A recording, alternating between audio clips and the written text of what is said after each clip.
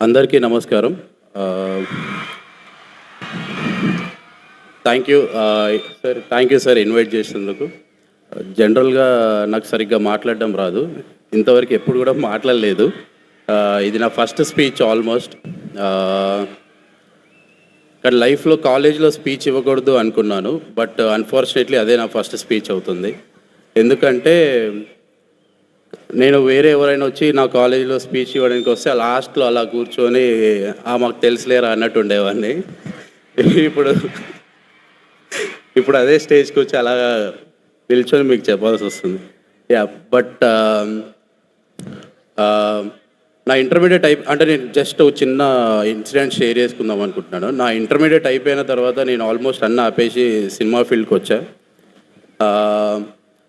వచ్చి ఇంకా కాలేజ్ వైపు లైఫ్లో వెళ్ళకూడదురా అంటే, ఇంకా కాలేజ్ అంటే చిన్న ఉన్నప్పటి నుంచి చదువు అంటే అస్సలు ఇష్టం ఉండేది కాదు. అందులో అసలు కాలేజ్ వైపు ఇంకోసారి లైఫ్లో వెళ్ళకూడదురా అని ఫీల్ అయ్యేవాడిని. బట్ అన్ఫార్చునేట్లీ ఏంటంటే నాకు ప్రతిసారి ఎక్కడికి వెళ్ళినా కూడా ఎక్కడెక్కడ చదువుకున్నాం, ఏం సర్టిఫికెట్స్ ఉన్నాయి, ఏం చదువుకున్నావు, ఏం సర్టిఫికెట్స్ ఉన్నాయి, ఇవే అడిగేవాళ్ళు అనమాట. ఒక పాయింట్ ఆఫ్ టైంలో చాలా చిరాకు వచ్చి ఒక ఇన్సిడెంట్లో ఏదో సర్టిఫికెట్స్ అన్నీ తగలబెట్టారు. బట్ అదేంటంటే తగలబెట్టా ఎంత అయిపోయింది, ఇంకేంద్రా ఇంకా సూపర్, నేను సినిమాల్లోకి వచ్చేసా, నేను అనుకుంటున్న లైఫ్ని లీడ్ చేస్తున్నా, అసినేటర్గా ట్రై చేస్తున్నా, బట్ ఎనీవేస్ సినిమాల్లో అవకాశాలు రావట్లేదు, అది ఇదంతా. బట్ సుక్కు సార్ని కలిస్తే సుక్కు సార్ ఫిలిం స్కూల్లో జాయిన్ అయ్యి ఒక సర్టిఫికేట్ పట్టుకొని రా అన్నాడు.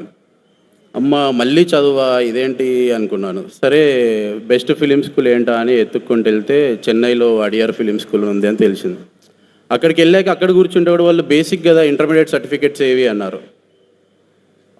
ఇదేంటి మళ్ళీ ఇంటర్మీడియటా, మళ్ళీ అక్కడికి వచ్చేసా, అది ఇది అనిపించింది. సో మళ్ళీ నేను అనుకుంటున్న దాన్ని చేయాలన్నా కూడా ఒక బేసిక్ ఎడ్యుకేషన్ ఇంపార్టెంట్ అనేది నాకు లైఫ్లో ఫస్ట్ టైం అక్కడ అర్థమైంది. అప్పటిదాకా మా నాన్న నన్ను చదువుకో అని, లేదంటే నా చుట్టూ ఉన్న వాళ్ళు ఎంతమంది ఏం చెప్పినా అసలు ఏ రోజు అర్థం కాలేదు. కానీ నాకు ఇష్టమైన సినిమాని నేను చేయాలన్నా కూడా ఒక బేసిక్ ఎడ్యుకేషన్ ఇంపార్టెంట్ అనే ఫీలింగ్ నాకు ఆ రోజు అక్కడ క్వశ్చన్ చేస్తే అర్థమైంది. సో దాని తర్వాత అంటే దాని ముందు నేను ఇంటర్ పాస్ అవుతే నన్ను బీటెక్లో జాయిన్ చేస్తారని చెప్పేసి కావాలని ఒక సబ్జెక్ట్ ఆపాను అన్నమాట. సో ఇప్పుడు దాని గురించి నేను మళ్ళీ ఓకే సినిమా చేయాలంటే ఒక బేసిక్ ఉండాలి, అడియర్లో ఎగ్జామ్ రాయాలి అంటే నాకు ఒక బేసిక్ ఇంటర్మీడియట్ సర్టిఫికేట్ ఉండాలి, ఈ ఫీలింగ్ వచ్చి మళ్ళీ వెళ్ళి 15 days సప్లీస్కి ముందు కూర్చొని ఆపిన సబ్జెక్ట్ మ్యాథ్స్ 2B. సో ఆ మ్యాథ్స్ 2B కూడా అంటే నేను ఇక్కడ కొంచెం కన్ఫ్యూజ్ చేస్తూ ఉండొచ్చు మిమ్మల్ని, అటు ఇటు ఎక్కడన్నా కొంచెం కన్ఫ్యూజ్ అయితే కనెక్ట్ చేసుకోండి, సారీ.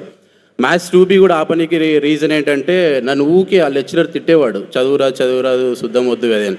ఓకే ఇతని క్లాసే నేను ఫెయిల్ అయితే ఇతనికి పైనుంచి డోస్ పడుద్ది అన్నట్టు నేను ఫీల్ అయిపోయి కావాలని ఆ సబ్జెక్ట్ ఆపా. అంత అయిపోయిన దాని తర్వాత ఒక 5 day మళ్ళీ అదే లెక్చరర్ దగ్గరికి వెళ్ళి కూర్చొని వాళ్ళ ఇంటి ముందు, సార్ నాకు ఒక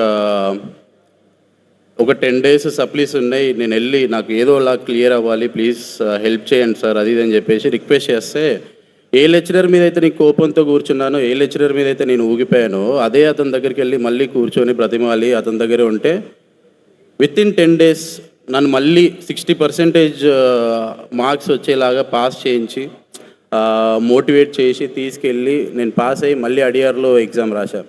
సో ఆ పర్టికులర్ పాయింట్ ఆఫ్ టైంలో నాకు అర్థమైంది ఇంపార్టెన్స్, ఓకే లెక్చరర్స్ ఇంపార్టెన్స్ ఏంటి అనేది, ఎడ్యుకేషన్ ఇంపార్టెంట్ ఏంటి అనేది.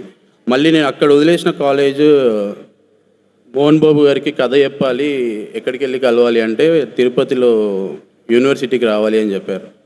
ఓకే మళ్ళీ కాలేజా అనుకున్నాను.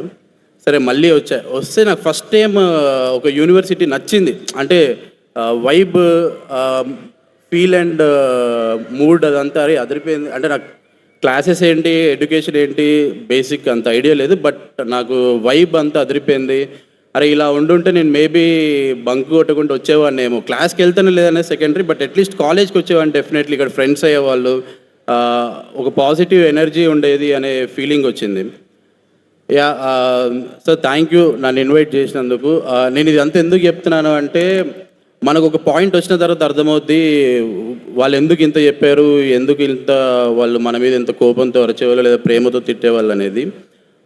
కొంతమంది ఒక ఏజ్ వచ్చిన తర్వాతనో లేదంటే కొన్ని కష్టాలు చూసినాకనో లేదంటే కొన్ని సఫర్ అయ్యాక మనకు అర్థమవుతాయి వాళ్ళ మాటలన్నీ. అట్లా నాకు మా నాన్న కానీ లేదా చిన్న ఉన్నప్పటి నుంచి నేను టీవీలో చూసినప్పుడు మోహన్ బాబు గారు మైక్ ఇస్తే డిసిప్లిన్ అనేవాళ్ళం.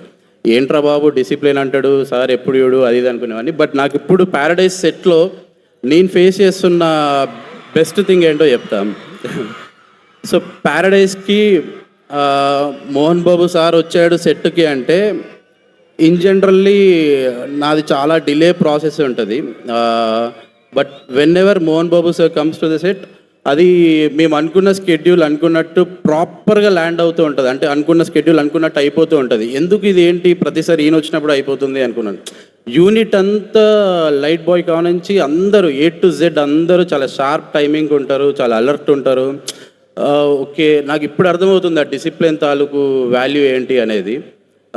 మేబీ ఇప్పుడు నేను ఇది అంతా చెప్పినా మీకు ఎంత అర్థం అవ్వదో నాకు తెలీదు. బట్ ఒక సెకండ్ ఆలోచించి ఓకే ఏంటి ఎందుకు చెప్తున్నారు ఇక్కడ మోహన్ బాబు గారు కానీ వీళ్ళందరూ కానీ ఎందుకు చెప్తున్నారు, లెక్చరర్స్ కానీ ఎందుకు చెప్తున్నారు అని ఆలోచిస్తే మేబీ ఒక్క నిమిషం ఆలోచిస్తే మనకు అర్థమవుద్దేమో. అర్థం కాకపోతే యాజ్ మళ్ళీ మనం యాజ్ యూజువల్గా ఉండొచ్చు. బట్ ట్రై టు అండర్స్టాండ్ వాళ్ళు ఏం చెప్పడానికి ట్రై చేస్తున్నారు అనేది, దాని వెనకాల ఉన్న ఇంటెన్షన్స్ ఏంటి అనేది.